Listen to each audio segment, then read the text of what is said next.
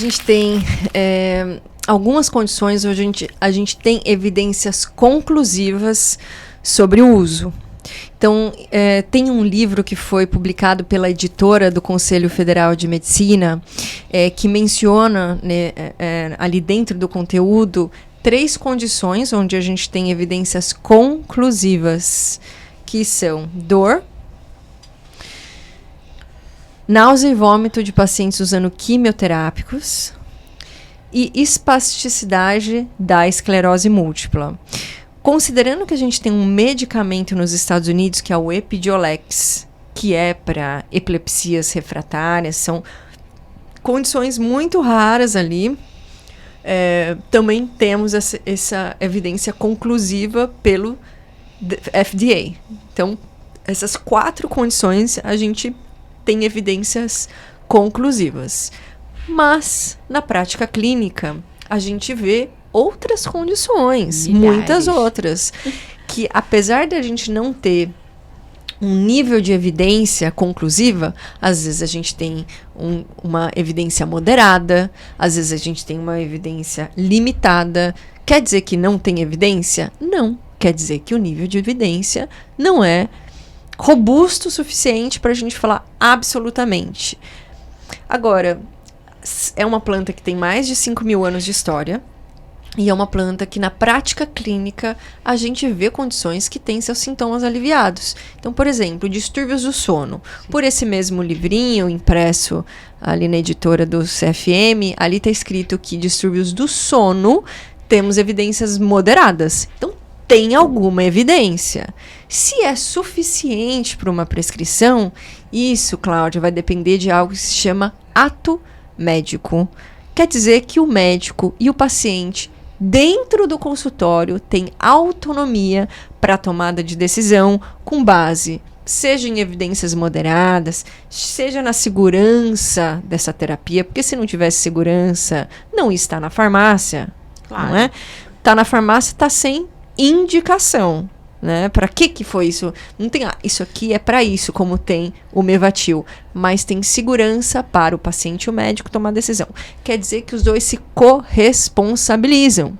Se tiver um efeito colateral, se tiver algum desafio ali, é o paciente e o médico que tem que estar muito consciente e assinar que estão combinados ali, que existe essas possibilidades de efeito colateral. Não é, Cláudia, uma planta sem efeito colateral, mas que a gente consegue reduzir a chance desse efeito colateral quando o médico avalia o paciente, quando esse paciente faz os ajustes corretos de doses seguindo a recomendação. Então,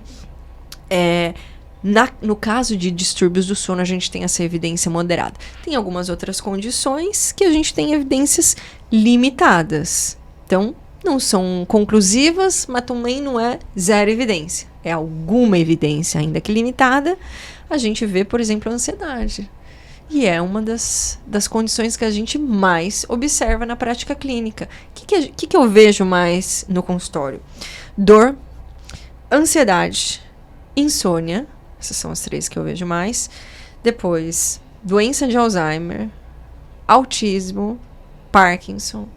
E tem algumas outras condições que a gente também vê. Endometriose, fibromialgia, doenças autoimunes, né, de uma maneira geral. Mas essas, das 3 que eu falei que são as principais do meu dia a dia, ansiedade e insônia a gente não tem evidências conclusivas. Mas tem uma resposta boa na prática clínica. E tem uma segurança para eu ter tranquilidade, junto com o meu paciente, de falar, você está sabendo que no distúrbio do sono as evidências são moderadas? Tá? Efeitos possíveis e efeitos colaterais. E deixa o paciente tomar essa decisão junto com o seu médico. O médico tem que falar o que tem de evidência, o que tem de possível efeito colateral, o que ele vê na prática clínica dele, e o paciente que tem que tomar essa decisão. A decisão de saúde do paciente é ele que tem que tomar a decisão. Mas no Brasil existe uma cultura que não é assim nos Estados Unidos, mas aqui que é um manda e o outro obedece, sem questionar. Isso no Brasil. Porque se você tivesse em Israel, que ganhou, sei lá, 7, 8 prêmio Nobel, lá um pessoal que estuda, você teria cannabis possibilidade de uso com uma lista de condições. Mas, dependendo do seu CEP, você tá no Brasil e você não tem esse acesso. Porque se você tivesse, Cláudia, no Canadá ou em Israel, onde existem profissionais, onde existem sistemas regulatórios avançados, certamente em Israel muito mais que no Brasil, a gente também teria essa seriedade com relação ao acesso a uma planta segura. Ninguém se preocupa em dar omeprazol mais do que 8 semanas. Tem gente usando omeprazol há 20 anos. Tem gente perdendo funcionalidade hepática porque está usando remédio anti-inflamatório por muitos anos. Sim. O omeprazol não era para usar por mais de poucas semanas. Então, isso não é preocupação. Mas a cannabis parece que é um grande desafio. Então, essas são as condições. E, infelizmente, se você está no CEP de um país que estuda, você tem o acesso. E se você está num CEP, num país que não estuda, tipo de Brasil, você tem um outro acesso. Mas essas são as evidências que a gente tem. Robustez maior nas 4 que eu mencionei.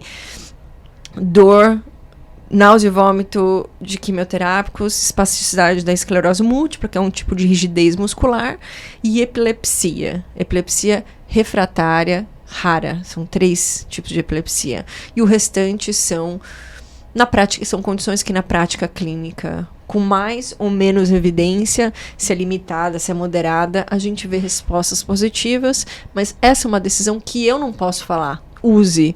Isso é uma decisão que eu tenho que tomar pelo ato médico que me protege meu paciente. Eu tenho que tomar essa decisão ali dentro do meu consultório.